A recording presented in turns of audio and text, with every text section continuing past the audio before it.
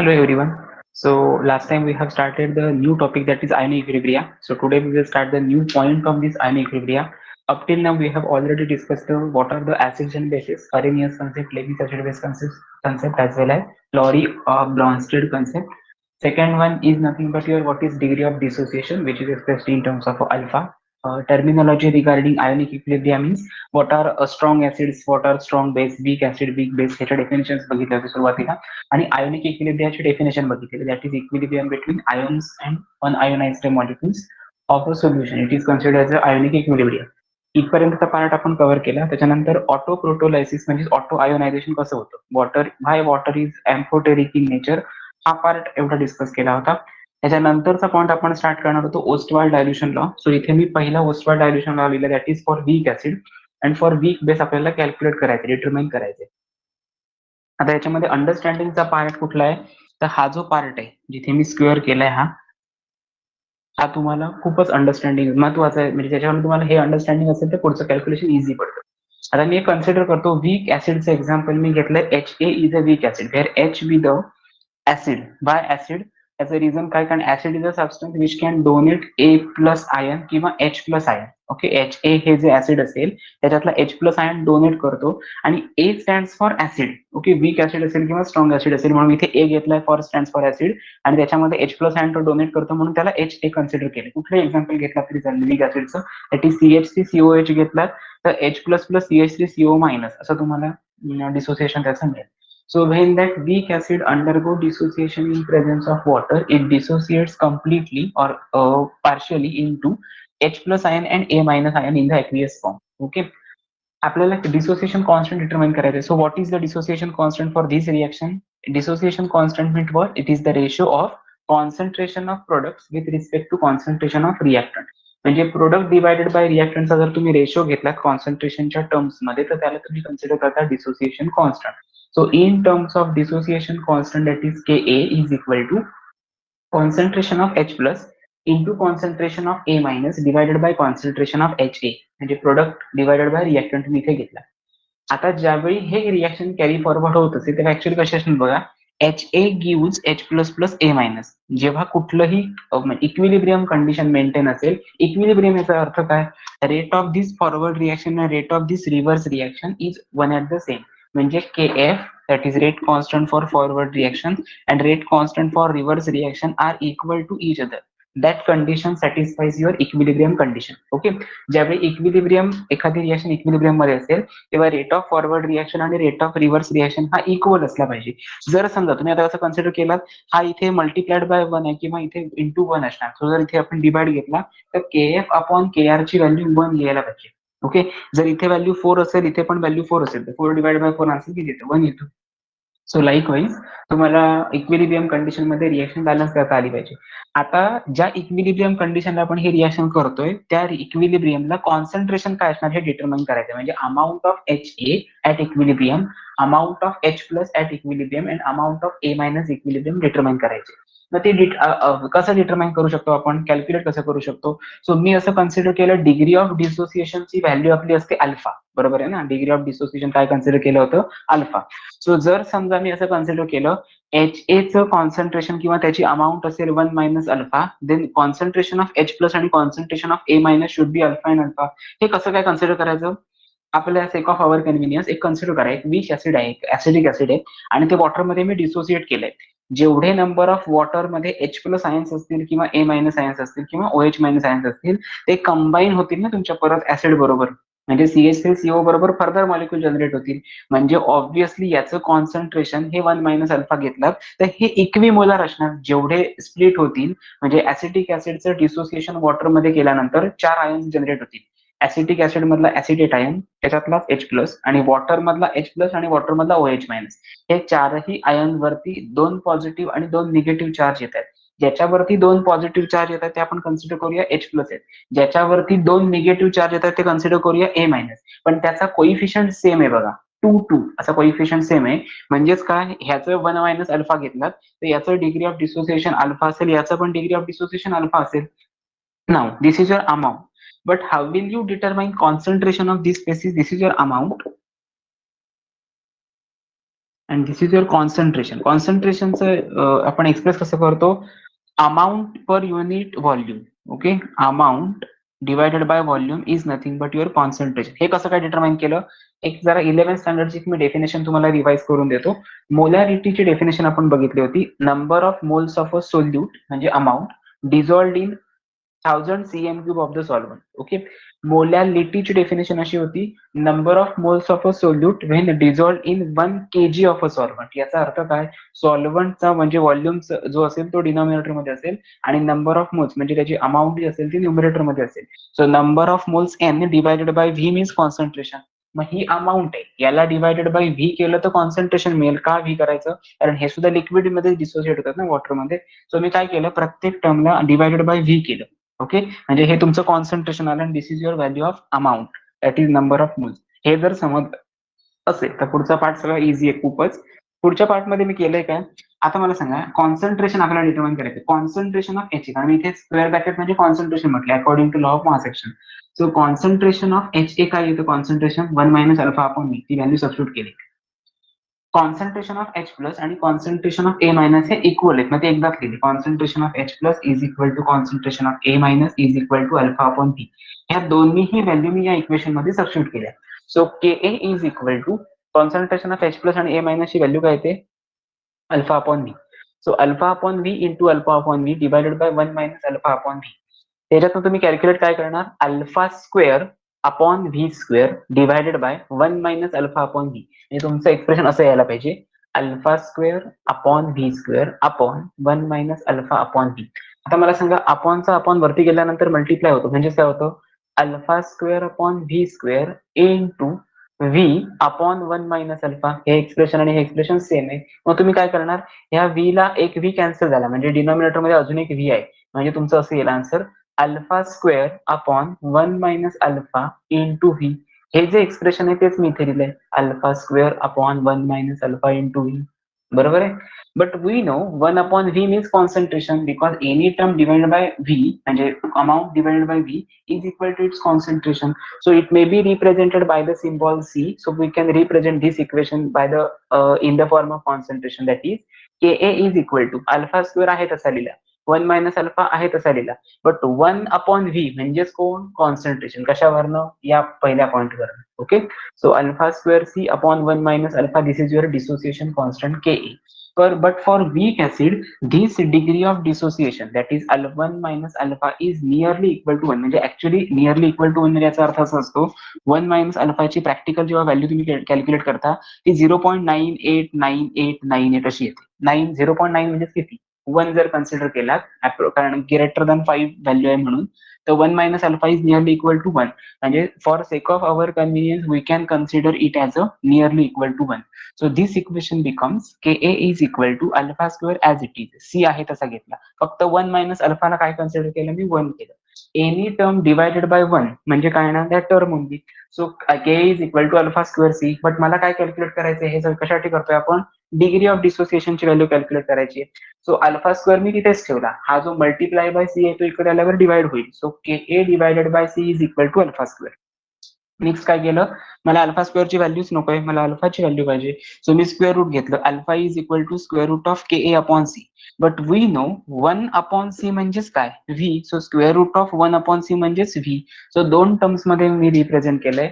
Degree of dissociation in terms of concentration may be represented by formula square root of K A, that is dissociation constant divided by concentration. And in terms of V, alpha is equal to square root of Ka into V. Okay, so these are the two derivations or two formulas of your alpha, degree of dissociation. याचाच अर्थ असा असतो, degree of dissociation for weak acid is inversely proportional to square root of its concentration but directly proportional to square root of its volume.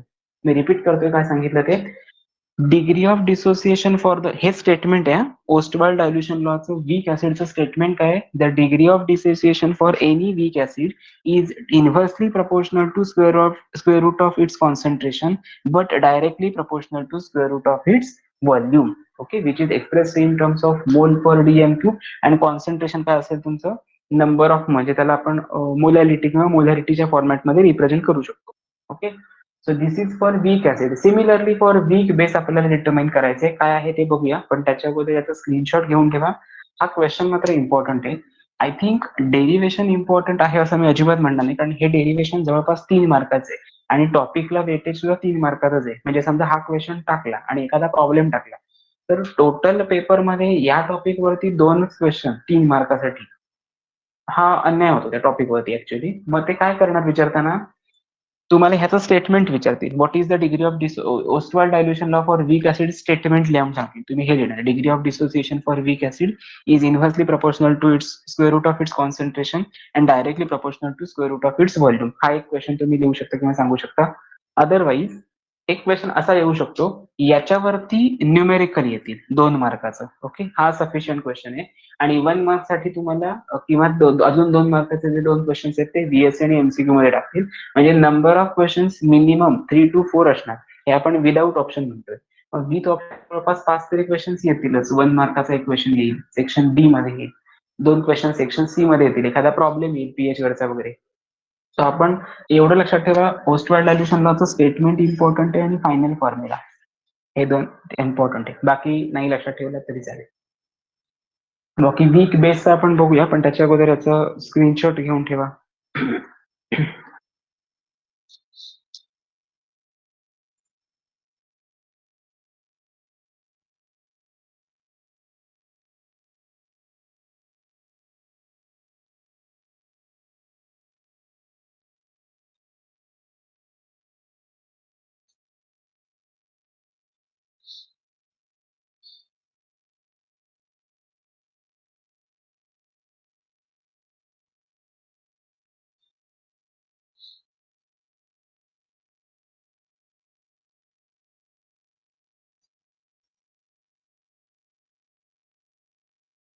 Okay.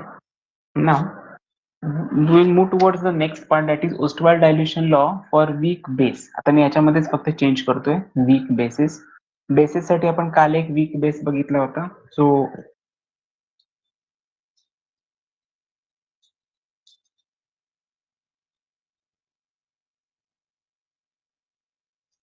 Weak base me consider करतोय. बी stands for base आणि तो जो OH minus ion जो donate करतो त्याला आपण weak base म्हणतो. So weak base undergo dissociation in presence of water or dilution. It will form B plus OH minus. Okay, मग आपण मगाशी बघितलेलं वीक ऍसिड साठी Ka बघितलेला. आता आपला वीक बेस आहे, म्हणजे तुम्ही काय कन्सिडर करणार, dissociation constant for weak base is equal to concentration of B plus into concentration of OH minus upon concentration of BOH.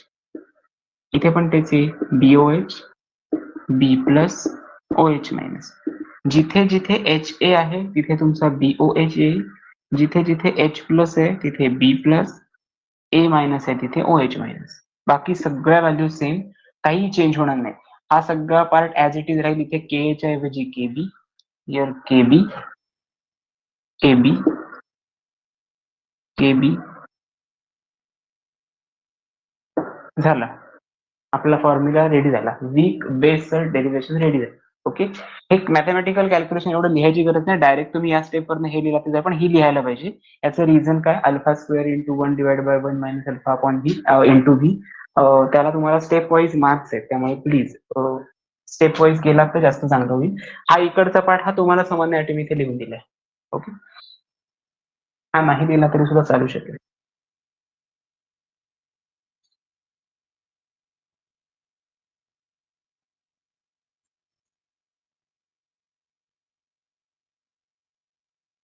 Okay, this is for your Ostwald dilution law for weak base. खूप easy आहे, बाकी काही difficult नाही.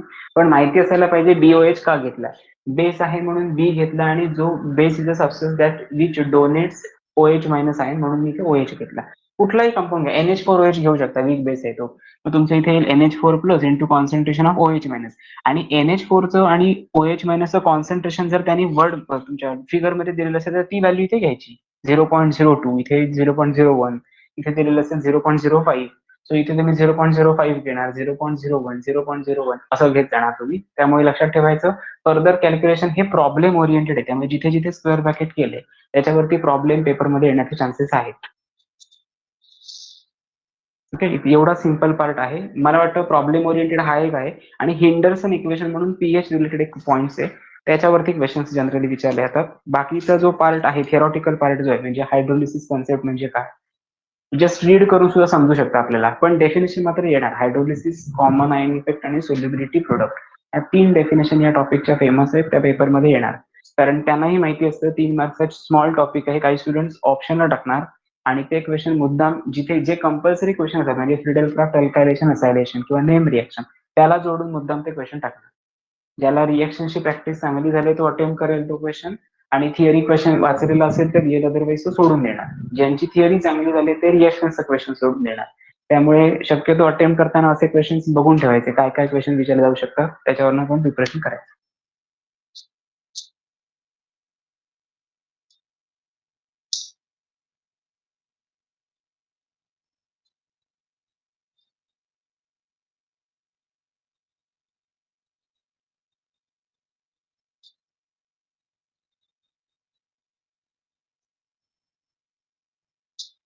Okay. So the next point of your syllabus is pH and pOH.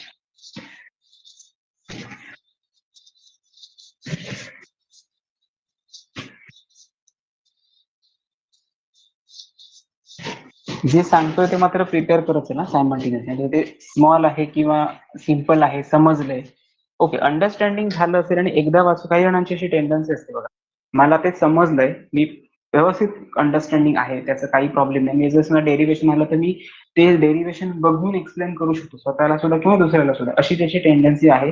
त्यांनी ठीक आहे आदल्या दिवशी वाचला तरी चालेल, पण ज्यांना असं वाटतं की नाही डेरिव्हेशन मला निघून घेऊन काढावं लागतं किंवा प्रत्येक वेळी लर्न करावं लागतं, टाइम भरपूर जातो, तर त्यांनी आतापासून करायला पाहिजे. कारण जरी 3 मार्काचा टॉपिक असला, वेटेज असेल, तरी आहे एवढं तर कन्फर्म आहे आणि पेपरमध्ये येतो क्वेश्चन याच्यावरती. त्यामुळे तुम्ही तिथे निग्लेक्शन करू शकत नाही काही. ठीक आहे, नेक्स्ट पार्ट बघूया, that is pH scale. PH scale, सगळ्यात पहिल्यांदा पीएच म्हणजे काय आणि पीओएच म्हणजे काय ते बघूया. pH is nothing but negative logarithm to the base 10 of hydrogen ion concentration. Okay, मग pH ची व्हॅल्यू इथे H प्लस घेतली, मग pOH ला काय लिहिणार तुम्ही, OH minus. Okay, pH is equal to negative logarithm to the base 10 of hydrogen ion concentration and pOH is equal to negative logarithm to the base 10 of hydroxide ion concentration. This is the simple definition of pH and pOH. Now important part is relationship between pH and pOH. Very very important part. Relationship between pH and pOH. आता हा question याच्या अगोदरच्या पेपरमध्ये असा आलाय, proof that pH plus pOH is equal to 40. हे proof करायला आलेला क्वेश्चन आहे ओल्ड सिलेबस मध्ये. सो तुम्ही सगळ्यात पहिल्यांदा ह्या प्रोसेससाठी एक कॉमन पार्ट लक्षात ठेवणार जो याच्याशी काही संबंध नाही, that is ionic product of water is equal to 1.0 into 10 raised to minus 40. काय लक्षात ठेवणार, 1.0 into 10 raised to minus 40. हे कधी, ऍट 298 केल्विन. टेम्परेचर जर 298 केल्विन एवढं असेल तर तुमच्या आयोनिक प्रोडक्ट, याचा अर्थ असा असतो वॉटरचं डिसोसिएशन केल्यानंतर H प्लस आणि OH मायनस आयन्स जनरेट होतात. त्या H प्लस आयनचं कॉन्सन्ट्रेशन आणि OH मायनस आयनचं कॉन्सन्ट्रेशन हे आर्बिट्ररी काहीतरी कॉन्स्टंट घेतलंय, ती फिगर असणार ना, कॉन्सन्ट्रेशन म्हणजे figure, one amount divide by volume. ती जी अमाऊंट मिळते एका वॉटर मॉलिक्युलचं डिसोसिएशन केल्यानंतर, ती व्हॅल्यू तुम्हाला दिलेली आहे कॉन्स्टंटच्या टर्म मध्ये, that is 1.0 into 10 raised to minus 40. यालाच आपण KW असं सुद्धा कन्सिडर करतो. KW that is equal to 1.0 into 10 raised to minus 40. आता हे एवढा पार्ट जर समजलेला असेल आपल्याला, तर पुढचा पार्ट आपण करू शकतो. वॉटरचं डिसोसिएशन करायचं म्हणजे सगळ्यात पहिल्यांदा तुम्ही काय करणार, वॉटर घेतलं मी, त्याचं डिसोसिएशन केलं, दॅट इज H3O प्लस म्हणजेच H प्लस, ज्याला आपण प्रोटोनियम आयन म्हणतो, आणि हायड्रॉक्साईड आयन OH मायनस असं आपण कन्सिडर करतो. मी रिपीट करतो काय सांगितलं ते. H2O चे 2 मॉलिक्युल समजा माझ्याकडे आहेत, तर तुम्ही काय करू शकता, 2 मॉलिक्युल्स ऑफ वॉटरचं डिसोसिएशन केल्यानं काउंट करा, बॅलन्स होते की नाही रिएक्शन बघा. ऑक्सिजन 2 आहे, so oxygen 2, hydrogen 2 into 2 4, so 3 इथे आहेत आणि इकडे हायड्रोजन इकडे. ओके, सो वॉटरचं एका मॉलिक्युलचं केला तरी H plus OH minus consider करू शकता, आणि 2 मॉलिक्युल्स घेतला तर H3O प्लस आणि OH मायनस असं करू शकता. याचा डिसोसिएशन मगाशी डिसोसिएशन कॉन्स्टंट फॉर ऍसिड मी कन्सिडर केलेला Ka, dissociation constant for base consider केलेला मी Kb. आता डिसोसिएशन कॉन्स्टंट ऑफ वॉटर मी कन्सिडर करतो Kw is equal to concentration of H3O plus into concentration of OH minus divided by concentration of H2O चा इथे coefficient 1 आहे म्हणजे याचा काय येईल स्क्वेअर येईल. ओके, वॉटरचं कॉन्सन्ट्रेशन जनरली आपण इथे म्हटलंय बघा 1 इंटू 10 समथिंग काहीतरी असेल. 1 चा स्क्वेअर केला तर आन्सर किती येणार आहे 1च येणार. म्हणजे ही टर्म निग्लेक्ट केला तरी चालू शकेल. राहिलं काय फक्त H3O plus into concentration of OH minus. Okay, आता तुम्हाला ह्याच्या व्हॅल्यू माहिती कॉन्सन्ट्रेशन ऑफ H3O प्लस आणि कॉन्सन्ट्रेशन ऑफ OH मायनस म्हणजेच Kw which is equal to 1.0 into 10⁻⁻14. So आपण सगळ्याची लॉगॅरिथम घेऊया. मायनस लॉगॅरिथम किंवा अँटी लॉगॅरिथम डायरेक्ट घेऊया. Taking log on both side. Okay, taking log on both side. So या केसमध्ये आपण इथे लिहूया 1.0 इंटू 10⁻⁻14. ह्या दोनची टर्म आपल्याला लॉग घ्यायचे. लॉग ऑफ Kw घ्यायची काय गरज आहे, तो आपण इथे घेणार आहोत, त्याची व्हॅल्यू घ्यायची डायरेक्ट. सो असं लिहूया log to the base 10 of concentration of H3O plus multiplied आहे म्हणजे इथे प्लस घ्यावं लागेल plus log of concentration of OH minus is equal to log to the base 10 of 1.0 into 10⁻⁻14. बरोबर आहे. आपल्याला याच्याबद्दल बाकी पुढे काही इन्फॉर्मेशन माहिती नाही. आपण ह्या सगळ्या कॉन्सन्ट्रेशन्सना मायनसने मल्टिप्लाय करू. So multiply by negative sign. Okay, ह्या सगळ्या टर्म्सना आपण निगेटिव्हने मल्टिप्लाय केलं. काय आन्सर येईल बघा, minus log to the base 10 of H3O plus, इथे प्लस आहे, प्लसने मायनसला मल्टिप्लाय केलं तर आन्सर मायनस येणार. Minus log to the base 10 of OH minus is equal to log to the base 10 of 1.0 into 10⁻⁻14. याचा आन्सर एक्सपेक्टेड काय असायला पाहिजे बघा, -14 लॉग ऑफ 1.0. ओके, 1.0 चा लॉग जर तुम्ही कन्सिडर केला, बघा मी काय म्हणतोय, हा 10⁻⁻14 आहे, तो इथे तुमचा येणार 1.-14 log to the base 10 of 1.0 into 10. Okay, 1.0 into 10 म्हणजे किती 10. लॉग टू द बेस 10 ची व्हॅल्यू येते 1, म्हणूनच आपण बेस 10 कन्सिडर करतो. सो लॉगॅरिथमिक ह्याची व्हॅल्यू तुमची येणार 1 into -14 is equal to -14. Okay, आता पुढचं बघूया. Minus log of H plus or protonium ion म्हणजेच काय रे, minus log to the base 10 of H plus or protonium ion म्हणजे PH. So it is PH minus log of OH minus, minus log of OH minus म्हणजे POH. So इथे लिहिला मी POH. आता ह्या दोघांमध्ये काय असणार sign plus, which is equal to, हे मायनस ऑफ 14 आहे, मायनस ऑफ मायनस म्हणजे काय कन्सिडर करता तुम्ही प्लस. सो मायनस लॉगॅरिथम जर तुम्ही कन्सिडर केला तर ह्याचा तुमचा आन्सर काय येणार आहे प्लस. म्हणजे काय मला म्हणायचंय बघा, minus of 14 into log to the base 10 of 0 ची व्हॅल्यू, त्याचा आन्सर येणार आहे 1. सो PH प्लस POH ची व्हॅल्यू काय आली तुम्हाला 14 एवढी तुमची व्हॅल्यू आली. सो हे प्लीज लक्षात ठेवायचं, याच्यामध्ये काहीही मिस्टेक होता नाही, कारण दोन्ही साईडला आपण मायनसने मल्टिप्लाय केलंय. सो ज्या मायनसने मल्टिप्लाय केलंय ती व्हॅल्यू येणार तुमची plus. So minus of -14 is equal two plus of 14. So हेच आपल्याला प्रूफ करायचं होतं, जे तुम्हाला काय मिळालं PH plus POH is equal to 14. परत एकदा रिपीट करतो पाहिजे तर. मी काय सांगितलं होतं, मल्टिप्लाय निगेटिव्ह साईन म्हटलंय, minus of log to the base 10 म्हणजे PH, minus of log to the base 10 of OH म्हणजेच POH. आणि ह्या -14 ला मी मायनसने मल्टिप्लाय केलं तर minus of -14 is equal two plus of 14. So answer will be +14. Okay, so हे लक्षात ठेवा, हे तुम्हाला प्रूफ करायचे. हा क्वेश्चन तुम्हाला 2 मार्क्ससाठी येण्याचे चान्सेस आहेत, नाही म्हणता येत. पहिल्या पेपरमध्ये हा टाकतील क्वेश्चन, दुसऱ्या पेपरमध्ये तुम्हाला PH आणि POH वरती प्रॉब्लेम बेस्ड क्वेश्चन टाकतील. म्हणजे हे जे तुम्ही आता थोडं कॅल्क्युलेशन केलं हे फायनल फॉर्म्युला आला इथे. ओके, याच्यावरनं तुम्हाला काय सांगतात, जनरली एक्झामिनरची टेंडन्सी सीईटीच्या पेपरमध्ये जनरली कन्फर्म क्वेश्चन असा असतो, हायड्रोजन आयन कॉन्सन्ट्रेशन दिलेलं आहे तुम्हाला 1.0 इंटू 10⁵ मोलार. ओके, हे हायड्रोजन आयन कॉन्सन्ट्रेशन दिलंय.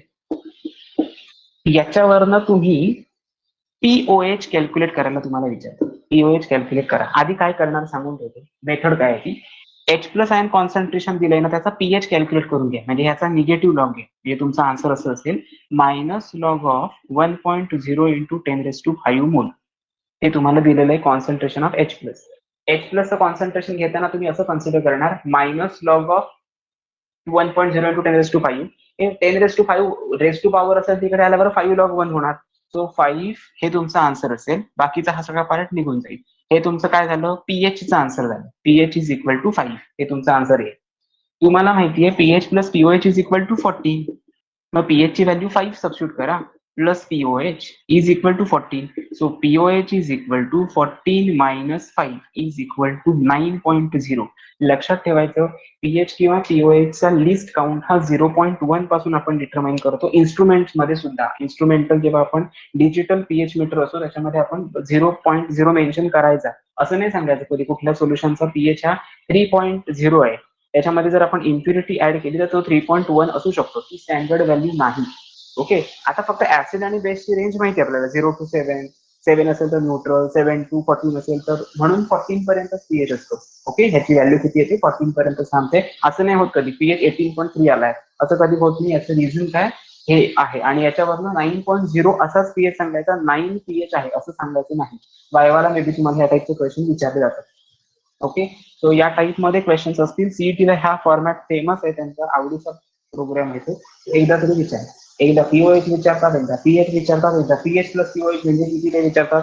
ते काही चालू असतं. तो फक्त आपण लक्षात एवढंच ठेवायचं फॉर्म्युला आपला आहे आणि या फॉर्मॅटमध्ये आपण कॅल्क्युलेशन करणार. ओके. पाहिजे तर लिहून घ्या. फक्त इथे तुमचं डेरिव्हेशन संपलं हे तुम्हाला माहिती पाहिजे आणि तुम्ही स्क्रीनशॉट घेताय म्हणून म्हणतो मी. आता ते सगळं हे डेरिव्हेशन पुढे कंटिन्यू करून ठेवा. हे मी एक्झाम्पल दिले. Okay, this is the pH scale and relationship between pH and pOH.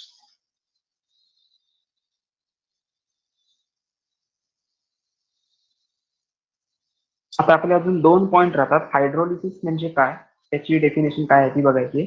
आणि ओके, नोट्स मध्ये मी तुम्हाला salts of weak acid, weak bases, strong acid, strong बेसिसचं डिसोसिएशन कसं होतं आणि त्याची एक्झाम्पल्स दिलेली आहेत. ओके, अजून एक सांगतो. जेव्हा मी हायड्रोलिसिस कन्सेप्ट स्टार्ट केले त्याच्यामध्ये मी अगोदर स्ट्रॉंग ऍसिड आणि वीक बेसिसचं सॉल्ट काय तयार होतं ह्याची एक लिस्ट काढून दिली. म्हणजे स्ट्रॉंग ऍसिड वीक बेसिसची 4 एक्झाम्पल दिली. वीक ऍसिड स्ट्रॉंग बेसिसची 3 एक्झाम्पल दिली आहेत. स्ट्रॉंग ऍसिड स्ट्रॉंग बेसची 5 एक्झाम्पल दिली आहेत आणि वीक ऍसिड वीक बेसची 3 एक्झाम्पल दिले. या फॉर्मॅटमध्ये मला जशी एक्झाम्पल मिळाली तुमच्या सिलेबसमध्ये जी होती इन्क्लुडिंग सीईटी ते तुम्हाला मी ऍड करून दिलेले नोट्समध्ये. जस्ट तुम्हाला फक्त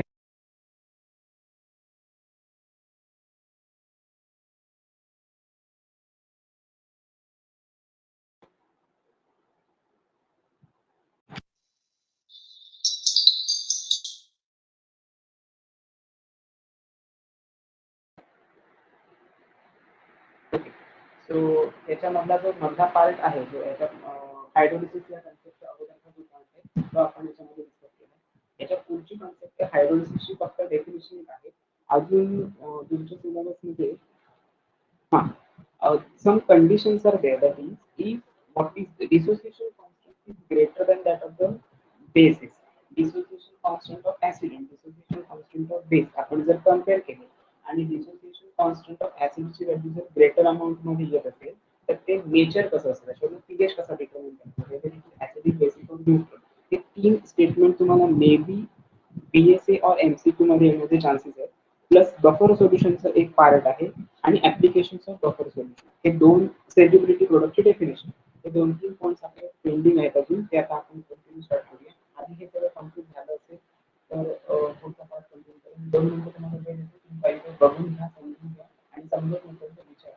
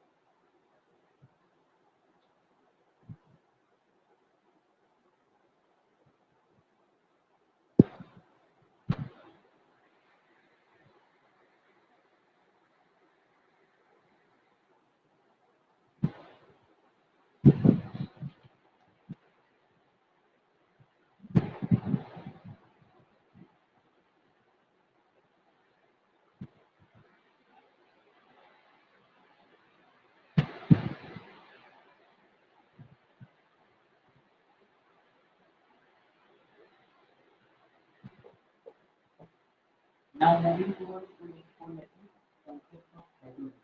Hydrolysis म्हणजे आपण एवढं म्हणतो organic chemistry मध्ये आपण hydrolysis म्हणजे काय करतो? Addition of water मिळतो. म्हणजे आपण complete करतो. बरोबर ना? But in case of hydrolysis of water or addition of water molecule, it is usually represented by some chemical equations which are related with the ionic equilibrium. Okay, आता काही chemical equations असे असतात की ज्याच्यामध्ये for example मी तुम्हाला example HCl आणि NaOH चं टायट्रेशन करायला देतो. टायट्रेशन म्हणजे ऍक्च्युअली हायड्रोलिसिस नाहीये, बरोबर ना? कॉम्प्लेक्स म्हणजे टायट्रेशन हा पार्ट आहे. Acid base titration. Acid base titration मध्ये समजा मी एक ऍसिड घेतला आणि त्याच्यामध्ये मी बेसिक कंपोनेंट ऍड केला in presence of any indicator like phenolphthalein indicator, eriochrome लॅक्टिन नावाचे एक इंडिकेटर, सगळे इंडिकेटर मी ऍड केले. ओके, आणि त्याच्यामध्ये सोल्युशनचा कलर चेंज होतो की नाही बघितला. ठीक आहे, कलर चेंज होतो. मग तुम्हाला काय समजतो? कलर चेंज होत असताना जेव्हा तुम्ही टायट्रेट करता तेव्हा ड्रॉप ऑफ वॉटर तुम्ही त्या ड्रॉप ऑफ लिक्विड ऍसिड किंवा बेसिसची ऍडिशन कशामध्ये करत असता? ड्युरेट म्हणून करत असता. ड्युरेटचा तुम्ही यूज करता आणि ड्रॉप बाय ड्रॉप तुम्ही त्याची ऍडिशन स्टार्ट करता. इथपर्यंत तुम्हाला माहिती आहे. आता हे जी दोन प्रोसेस आहेत म्हणजे ड्रॉप बाय ड्रॉप ऍडिशन किंवा त्याचा कलर चेंज होतो, व्हॉल्यूम इन्क्रीज होतो, व्हॉल्यूम डिक्रीज होतो, ह्या दोन्ही process it is considered with hydrolysis or dissociation of water. म्हणजे तुम्ही त्याच्यासाठी सुरुवातीला मीडियम काय घेतलेलं असतं? वॉटर, म्हणून त्याला हायड्रोलिसिस कन्सेप्ट मध्ये कन्सिडर केलं जातं. तो लक्षात एवढंच ठेवायचं, टायट्रेशन ही सुद्धा एक हायड्रोलिसिस कन्सेप्ट आहे. Okay, concept of hydrolysis. Concept of hydrolysis याच्यामध्ये तुम्ही काय डेफिनेशन देणार? डेफिनेशन काय? Then the reaction in which असं म्हणूया आपण then the cations or anions or ions of salt combine with ions of water to produce acidity, alkalinity or neutrality. That concept or that reaction is known as hydrolysis. Hydrolysis definition काय आहे ना? The reaction in which the cations or anion, आता cation anion कसं consider केलं? एक example घेऊया, NaCl घेऊया. हायड्रोलिसिसचे generally salt होतं, हे आधी लक्षात घ्या. NaCl हा मी एक मॉलिक्यूल घेतला. NaCl मॉलिक्यूल म्हणजे sodium chloride, that is table salt. Table salt powder form मध्ये आहे म्हणजे क्रिस्टल फॉर्म मध्ये आहे. तुम्ही वॉटरमध्ये डिझॉल्व करता. मग थोड्या वेळापर्यंत तुम्ही जे दोन चमचे तुम्ही टेबल सॉल्ट वॉटरमध्ये ऍड केले. त्याचा डिसोसिएशन होताना असं दिसणार, ज्या तुम्ही एका बीकरमध्ये किंवा एका ग्लासमध्ये तुम्ही वॉटर आधी घेतलंय त्याच्यामध्ये ऑलरेडी प्रेझेंट आहे आणि OH म्हणजे हा कोण आहे? कॅटायन हा anion आहे. त्याच्यामध्ये तुम्ही अजून ऍडिशन कशाची करताय? Na प्लस कॅटायन आणि Cl मायनस anion करताय. म्हणजेच काय? H प्लस चे दोन आयन्स आहेत म्हणजे H प्लस आणि Na plus positively charge cation जोडले आणि निगेटिव्हली चार्ज anion त्याच्यामध्ये जोडले. दोन्ही मॉलिक्यूल एकमेकांना कॉम्पेन्सेट होऊ शकतात. But according to the size difference as well as the size of water molecule or reaction with water molecule, they produce some acidic nature or basic nature or alkaline neutral nature. Okay, आणि त्या basic nature, alkali nature आणि तुमच्या acidic nature as well as neutral नेचरला आपण काय consider करतो? Hydrolysis consider करतो. म्हणजे ज्यावेळी मी cation H plus OH minus, anion OH minus Cl minus आणि आयन्स ऑफ सॉल्ट म्हणजे Na प्लस आणि Cl minus, they combine with the ions of water. Ions of water म्हणजे H plus आणि OH minus. Water बरोबर combine होतात. they produce either acidity. जर तो acidic component असेल तर H plus आणि X अमाउंट मिळेल. जर तो अल्कलाइन कंपोनेंट असेल तर OH minus आणि X अमाउंट मिळेल. आणि जर तो न्यूट्रल मॉलिक्यूल असेल तर त्याच्यामध्ये इक्वल नंबर ऑफ कॅटायन आणि equal number of anion generate होतील. अशी जर कंडिशन प्रोड्यूस होत असेल तर त्याला आपण काय कन्सिडर करू त्या रिएक्शनला? हायड्रोलिसिस. आणि हे फक्त आणि फक्त आयन्स विथ वॉटर म्हणजे आयन वॉटरच्या आयन्स बरोबर रिएक्शन झाली तर कसं कन्सिडर करायचं? दुसरं कुठलाही ऑर्गॅनिक सॉल्व्हेंट असेल त्याला आपण हायड्रोलिसिस कन्सिडर करत नाही, त्याला मिक्सिंग असं कन्सिडर करतो. ओके, हायड्रोलायसिस म्हणजे hydra means water, not biology मध्ये हायड्रा लक्षात ठेवायचं. हायड्रा मीन्स वॉटर आणि lysis means breakdown. So water molecules आपल्याला ब्रेकडाऊन करायचं मग आपल्याला either acidic or basic or neutral form मध्ये त्याला तुम्ही कन्सिडर करता हायड्रोलिसिस कन्सिडर. जे आपण इथे म्हटलं आयन्स ऑफ वॉटर किंवा ions of salt that is basic compound किंवा न्यूट्रल कंपाऊंड जर समजा ऍसिडिक कंपोनंट असेल आणि त्या dissociation constant Ke is greater than Kb. Ka is greater than Kb याचा अर्थ काय dissociation constant of acid is greater than the dissociation constant of base. Then the resulting solution would be जर Ka जास्त कॉन्सन्ट्रेशनच्या terms मध्ये असेल तर त्याला आपण acidic solution if Ka is less than Kb त्याला आपण basic nature and if Ka is equal to Kb then it is considered as neutral.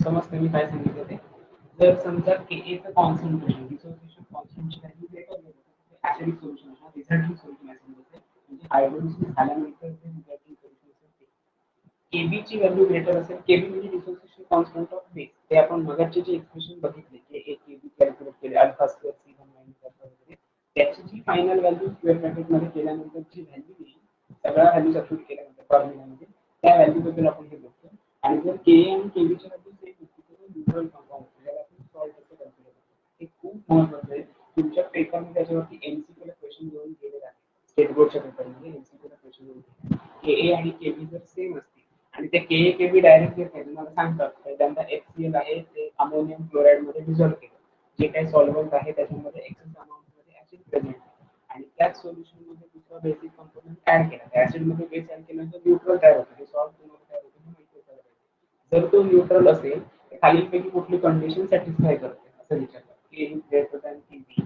is equal to Kb Ka is not equal to Kb Ka is less than Kb Kb is equal to 0 K is equal to 0 असे option देतात तुमचं correct answer असेल neutral असेल तर K is equal to Kb basic असेल तर Kb is greater than Ka आणि acidic असेल तर Ka is greater than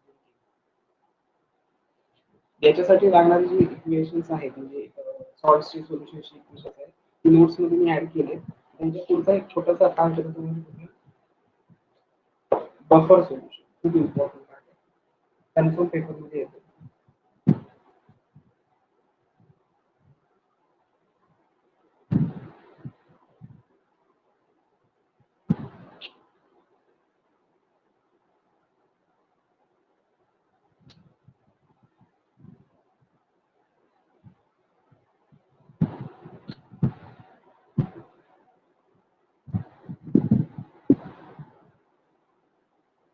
problem जास्त कॉन्सन्ट्रेट करा या टॉपिक वरती प्रॉब्लेम भरपूर आहे आणि 5 मिनिट 4 ते 5 साहित्य आपण घेणार आहोत आपला हा टॉपिक कंप्लीट झाल्यानंतर प्रॉब्लेम स्टार्ट करतो सो मला वाटतं हा एका टॉपिकचे आपले प्रॉब्लेम राहिले केमिकल कायनेटिक्स किंवा थर्मोडायनामिक्स आपले प्रॉब्लेम घेऊन झाले त्याच्यानंतर आपण असं डिस्कस केलं होतं बॉन्ड लाईन तो ह्याचा फॉर्म्युला बॉन्ड इंटरव्ह्यूचा फॉर्म्युला NH3 एक्झाम्पल दिलं टेक्स्टबुकमध्ये सो त्या टाईपचे क्वेश्चन्स असतील इलेक्ट्रोकेमिस्ट्रीमध्ये आपण किर्चॉफ्स लॉ बघायला घेतलाय किर्चॉफ्स लॉ म्हणू शकता तुम्ही त्यांना असं पण म्हणा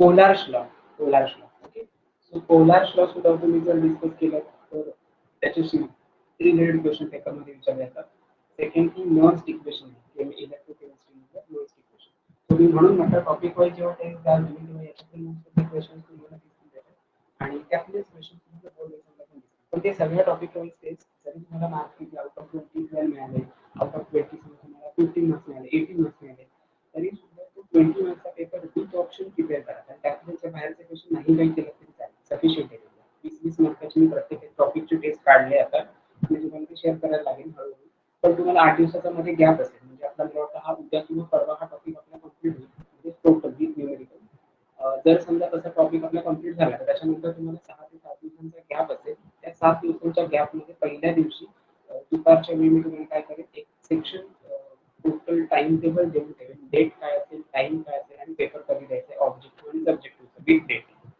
त्यावेळी तुम्हाला पर्सनली कॉल करून हे विचारेन की टायमिंग तुमचं कसं काय मॅच होऊ शकतं कधी टेस्ट देऊ शकता कधी टेस्ट देऊ शकत नाही त्याच्यानंतर तुमचं काय आन्सर असेल त्याप्रमाणे टायमिंग ऍडजस्ट करेन फक्त मी टायमिंगचाच कॉलम पेंडिंग ठेवला बाकी सगळं रेडी आहे तो ते तशा टेस्ट तुम्ही द्या सॉल्व्ह करून म्हणजे तुमचं गणपतीपर्यंत निदान एक पेपर वन तरी कंप्लीट नक्कीच होऊ शकेल आणि गणपतीच्या सुट्टीनंतर दिवस जे आपले जातील कारण आपल्याला अजून जुलैचा हा 7 ते 8 दिवस जरी तुमचे गेले असं म्हटलं तरी आपण कन्सिडर 25 ऑफ जुलैला आपण कन्सिडर केलं की पहिला पेपर तुमचा असेल तर त्याच्यामध्ये 2 दिवसाचा गॅप आहे. 26-27ला गॅप असणार आणि 28ला सेकंड टॉपिक असणार. पण ज्यावेळी तुम्ही याचं प्रिपरेशन करताय अशा टॉपिकचं तेव्हा तुम्ही एकाच टॉपिकचा विचार करा, बाकी काही करू नका. म्हणजे समजा फिजिक्सचा अभ्यास करणार असाल तर फिजिक्स जसं तुमचं चालू आहे तसं चालू राहू दे. पण ह्या टॉपिकचा एकाच टॉपिकचा अभ्यास करा. मग तो अल्कोहोल फिनॉलला व्हायला पाहिजे किंवा तो अल्डिहाइड कीटोन कार्बोक्सिलिक ऍसिड मोठा आहे तो आधी घ्यायला पाहिजे होता वगैरे असं काही कन्सिडर करू नका. जे दिलेलं आहे तेवढं फक्त कंप्लीट करायचं आहे ना. तर तो टॉपिक कंप्लीट झाल्यानंतर तुमच्या हातामध्ये अशी कंडिशन असेल गणपतीच्या अगोदर आपल्या निदान 5 ते 6 टॉपिक आपले क्लिअर चांगले झालेले आहेत.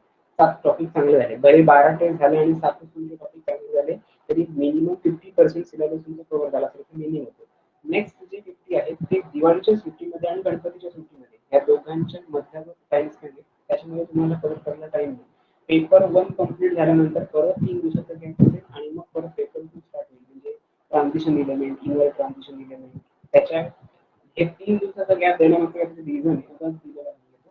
तुमची क्लासेसचं शेड्यूल आणि तुम्हाला मिळणारा टाइम पिरियड अभ्यासासाठी मिळणारा टाइम पिरियड त्याच्यात तुम्ही फक्त याला वेळ दिला तर बाकीच्या सब्जेक्टचं रायटिंग वगैरे इनकम्प्लीट राहणार. तर ते अव्हॉइड करण्यासाठी मी तुम्हाला सांगितलं की या फॉर्मॅटमध्ये तुमचं स्टडी होतो. म्हणजे तुम्हाला सोपं होतं. ठीक आहे. आपण पुढचा पार्ट बघूया. Buffer solution.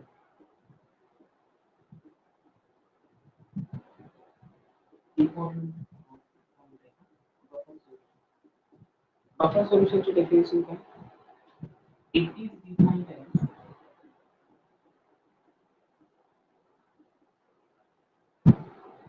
the solution which resists the drastic changes in pH of the solution. काय सांगितलं?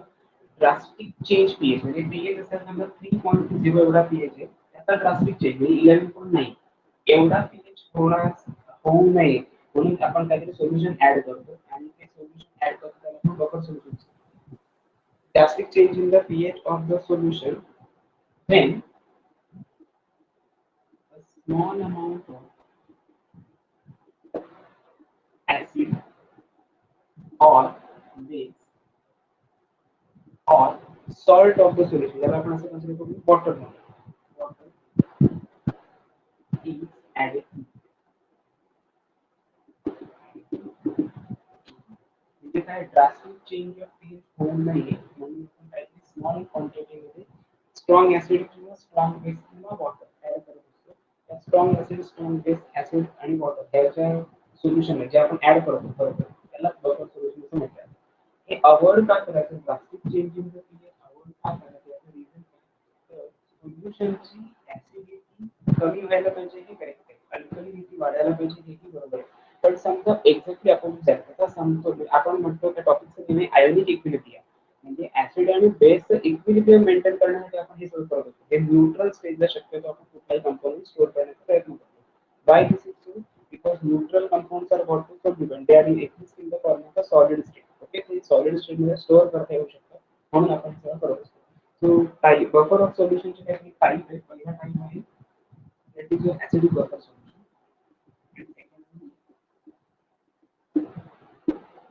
बेसिक बफर सोल्युशन हे खूप महत्त्वाचं आहे. Basic buffer solution acidic buffer solution ची definition काय सांगू शकता?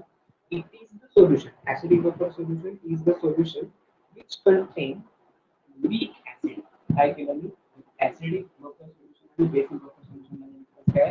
It is the solution of weak acid with the strong base. बघा मी काय म्हणतो. Solution containing weak acid with the strong base and its salt. म्हणजे आपण असं म्हणू शकतो जर मी weak acid घेतलं ओके तर त्याचा करस्पॉन्डिंग सॉल्ट ऍड करायला पाहिजे CH2 आणि याच्यासाठी लागणारा स्ट्रॉंग बेस असेल Na. हे तुमचं लेक्चर जे असेल इक्विलिब्रियमचं ते असणार ऍसिडिक बफर सोल्युशन. समजतं काय सांगितलं ते?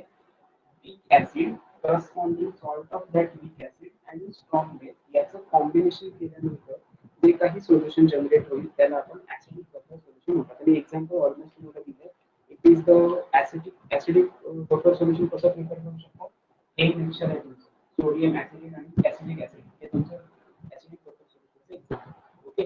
आता ऍसिडिक बफर सोल्युशन वरनं पीएच कसा कॅल्क्युलेट करायचा फॉर्म्युला मी लिहितो. pH pKa plus log to the base 10 of concentration of salt upon concentration of acid. काय सांगितलं मी? pH is equal to pKa plus log to the base 10 of concentration of salt upon concentration of acid. Salt कुठलं हे salt आणि acidचं concentration weak acidचं concentration. Okay. Similarly for basic buffer साठी तुम्ही काय सांगू शकता? It is the mixture of weak base and its salt of strong acid. बघा मी काय मगाशी आपण वीक ऍसिड आणि स्ट्रॉंग बेस घेतलेला आता इथे मी वीक बेस आणि स्ट्रॉंग ऍसिड घेतोय. वीक बेसचं एखादं एक्झाम्पल तुम्ही सांगा. अमोनियम हायड्रॉक्साईड आणि त्याचं करस्पॉन्डिंग सॉल्ट असेल अमोनियम क्लोराईड. बरोबर आहे. हे HCl कसं काय आला? कारण NH4OH मध्ये आपण HCl ऍड केलेलं आहे म्हणून तो सॉल्ट एक हा बेस आहे acid acid plus base combine together to form this salt असं झालेलं असणार आपल्याला कळतं. आता याच्यावरून तुमचं हे एक्झाम्पल झालं अमोनियम हायड्रॉक्साईड आणि अमोनियम क्लोराईडचं mixture of example of basic buffer. But याच्यावरून तुम्ही पीएच नाही कॅल्क्युलेट करू शकता. POH calculate positive basic ration. So pOH is equal to pKb plus log to the base 10 of concentration of salt upon concentration of base. आणि ही जी दोन equation आहेत या equations आपण कन्सिडर करतो Henderson equation. Okay. Henderson equation ही दोन्ही equation पेपरमध्ये याच्यावरती क्वेश्चन आहे या वर्षीच्या पेपरमध्ये क्वेश्चन आहे याच्यावरती थोडं वर्क जास्त करणं गरजेचं म्हणजे बफर सोल्युशन वरती कन्फर्म क्वेश्चन पेपरमध्ये असेल हे तर कन्फर्म तुम्ही मार्क्सपैकी तुमचे ते रिमेनिंग मार्क्स ते मायनस करू शकता. Buffer solution definition resist to the अटकाव करेल थांबवणे. Resist the drastic change in the pH of the solution when a small amount of strong acid or strong base add or water is added to it.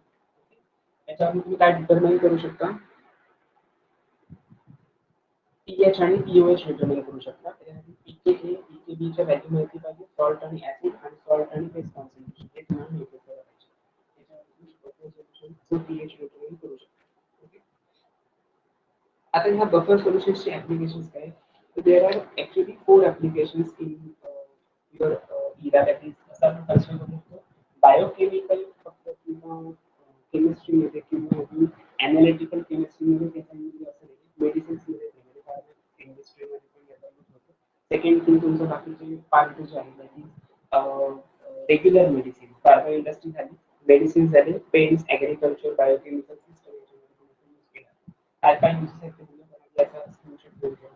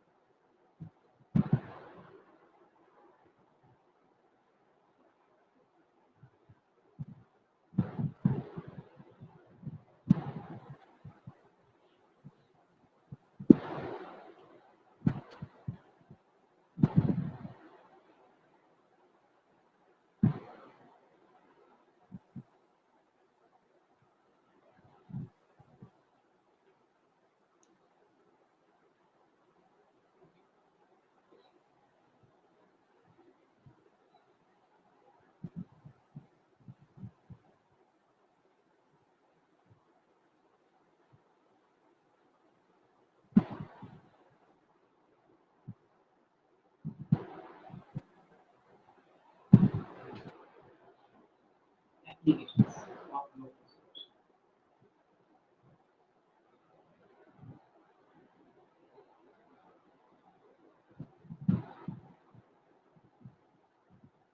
Applications of local solution.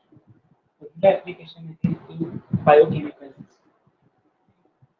Total application biochemical analysis मध्ये कशाला use केला तुमचा ब्लडचा pH ठीक तुमचा जो human ब्लडचा जो pH आहे तो असं कन्सिडर केलं गेलं की तो मेंटेन ठेवला पाहिजे 7.36 to 7.42 pH इथपर्यंत तुमचा मेंटेन व्हायला पाहिजे. ओके. आणि हे कशाने होऊ शकतं बफर सोल्युशन आणि बफर सोल्युशन सलाईन म्हणजे म्हणतो ना मेडिकल दवाखान्यात गेल्यानंतर आम्हाला सलाईन लावतो. सलाईन म्हणजे काय असतं रे? Actually 0.8% of NaCl in water. Okay, liquid वॉटरमध्ये NaCl चं प्रपोर्शन 0.8 ग्रॅम डिझॉल्व्ह असतं 100 ml च्या पॅकेटमध्ये आणि त्याचा फ्लो रेट फिक्स असतो. त्याला आपण ऑस्मोटिक प्रेशर म्हटलं जातं आणि म्हणून सलाईन जेव्हा चालू होतं तेव्हा ड्रॉप बाय ड्रॉप ऍडिशन होते बघा, की असं होतं की सलाईनची बॉटल आहे लावलेली, तुम्ही तोंडात दिलेलं आहे नळी करता येते असं नाही होत. त्याचं मिनिंग असं आहे तो ते जे प्रेशर मेंटेन व्हायला पाहिजे म्हणजे तुमच्या ब्लड फ्लो रेट जो ब्लडचा रेट असेल त्याच्यामध्ये सलाईन सॅम्पल जेव्हा तुम्ही ऍड करता तेव्हा थोडं कॉन्सन्ट्रेशन म्हणजे ऍक्च्युली बफर सोल्युशन असतं कारण तुमचं जे ब्लडचा पीएच आहे तो एवढ्याच्यावरती मेंटेन ठेवायचा आहे. याच्यापेक्षा जर जास्त फ्लो रेट असेल तर बेसिसिटी वाढू शकते. बेसिसिटी वाढली तर तुमचं पीएच 8, 9, 10 पर्यंत जाईल आणि जर ऍसिडिटी इन्क्रीज झाली तर पीएच 5, 4 असं कमी कमी येत जाईल. आपल्याला मेंटेन ह्याच्यामध्ये ठेवायचं आहे.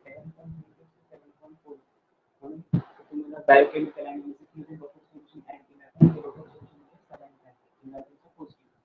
सेकंड दुसरी कन्सिडर केलं जाते ऍग्रिकल्चर इंडस्ट्री. ऍग्रिकल्चर म्हणजे काय? ऍग्रिकल्चर इंडस्ट्रीसाठी यूज केला जातो. तो जनरली सॉइल जी आहे ती बफर सॉइलची असते. त्याच्यामध्ये काय असतात? नायट्रेट्स, फॉस्फेट्स एजंट असतात. त्यामुळे तुमच्या सॉइलची फर्टिलिटी आणि ह्युमस कंटेनिंग पॉवर म्हणजे ह्युमस होल्ड करण्याची टेंडन्सी असते. ह्युमस इज नथिंग आपण काय म्हणू शकतो इसेन्शियल जे ऑर्गॅनिक मॅटर आहे, इसेन्शियल ऑर्गॅनिक मॅटर त्याला आपण कलेक्टिव्हली ह्युमस म्हणून म्हणजे जमिनीतली पोषकता वगैरे असं आपण सुपीकता वगैरे तो पार्ट. सो नायट्रेट्स आणि तुमचे जे फॉस्फेट्स असतील ते इम्प्रूव्ह करण्याचं काम ॲग्रिकल्चरमध्ये होतं आणि त्याच्यामध्ये नायट्रोजन फॉस्फेट हे बफरचं सोल्युशन रोल प्ले करतात. सेकंड अजून एखादं ॲप्लिकेशन सांगायचं झालं तर इंडस्ट्रीमध्ये इंक प्रिपरेशन किंवा dye preparation, types of industry okay याच्यामध्ये ॲप्लाय केला जातो बफर. अजून एखादा मेडिसिन्स मध्ये आपण मेडिसिन्स मध्ये अँटीबायोटिक जे असतात पेनिसिलिन या अँटीबायोटिकची काय म्हणू शकतो आपण एक्सपायरी डेट असं नाही म्हणलं ह्या अँटीबायोटिकचा लाईफ टाइम स्पॅन किंवा स्टॅबिलायझेशन ओके पेनिसिलिन हा स्टॅबिलाइज करू शकतो आपण stabilize by sodium citrate as a buffer. हा क्वेश्चन तुम्हाला बीएससी साठी येऊ शकतो. क्वेश्चन पेपरमध्ये असा क्वेश्चन विचारतील medicine antibiotic penicillin which can be stabilized by using buffer dot त्याचं नेम तुम्ही घ्या सजेस्ट दॅट बफर्स नेम तुमचं नेम असणार सोडियम सायट्रेट हे त्याचं करेक्ट आन्सर असेल. त्यामुळे हा बीएससी मध्ये क्वेश्चन असेल की 4 ऍप्लिकेशन केलं तरी सफिशियंट तर 2 मार्काचा क्वेश्चन. ओके जिथे तुमचं ऍप्लिकेशनचं बफर सोल्युशन हा कंप्लीट होतो.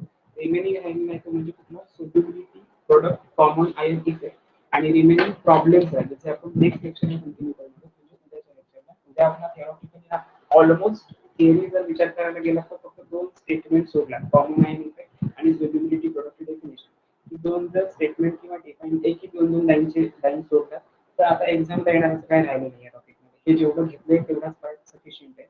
आणि सेकंड थिंग एक्झाम्पल मात्र खूप इम्पॉर्टंट आहे त्याची एक्झाम्पल खूप कामामध्ये ती एक्झाम्पल्स आपण उद्याच्या लेक्चरला कंटिन्यू करू म्हणजे आपला उद्या ऑलमोस्ट सगळा सिलेबस कंप्लीट होईल असं कन्सिडर करायला हरकत नाही. मेबी उद्याचं लेक्चर थोडं लवकर स्टार्ट होईल मेबी म्हणतो मी. जरी झालं तरी अपडेट तुम्हाला जसं टाइम पिरियड मध्ये मॅच होत नसेल जेवणाच्या टाइमिंग त्यावेळी येत असेल वगैरे असं काही जर असेल तर कारण आज गुरुपौर्णिमा आहे तुम्हाला त्यामध्ये गुरुपौर्णिमेच्या शुभेच्छा. त्याचं फंक्शन किंवा प्रोग्राम असं काही असेल प्रॉब्लेम होईल दुसऱ्या दिवशी मग त्याच्यामुळे टायमिंग थोडं ऍडजस्टमेंट करण्याची गरज आहे. जर समजा फ्लेक्सिबिलिटी असेल तर लवकर थोडं मी घेईन पण वेगवेगळ्या टायमिंग मी अपलोड करून ठेवेन अपलोड केलेलं असेल तर तुम्ही ते बघू शकता प्रिपेअर करू शकता काही प्रॉब्लेम आहे ठीक आहे. सो काही डाऊट्स असतील तर प्लीज विचारा. डाऊट नसतील तर काही आपण थांबायला काय